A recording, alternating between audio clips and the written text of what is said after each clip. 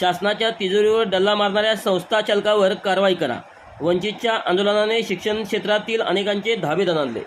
Kolhapur. SC ST व OBC वर्गातील प्राध्यापक आणि कर्मचाऱ्यांना संस्था चालकाकडून जाणून बुजून अन्यायकारक वागणूक दिली जाते.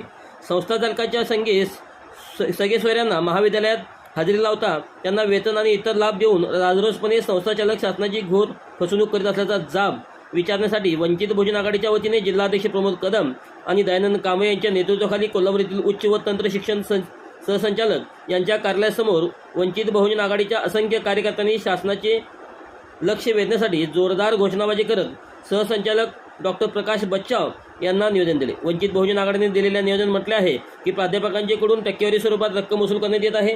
तसेच संस्था चालकाचे निवासस्थानी काही कर्मचाऱ्यांना घरगडी म्हणून कामावर ठेवून त्यांची नावे शासकीय पगारपत्रकात वापरून शासनाला लुटले जात आहे. अशा संस्था चालकांच्या लुटारी टोळीची चौकशी करून जबाबदार व्यक्तीवर ताबडतोब शासन करावे, अन्यथा याविरुद्ध उग्र आंदोलन करून शासनास जाब विचारावा लागेल असा इशाराही प्रमोद कदम आणि दयानंद कांबळे यांनी दिला.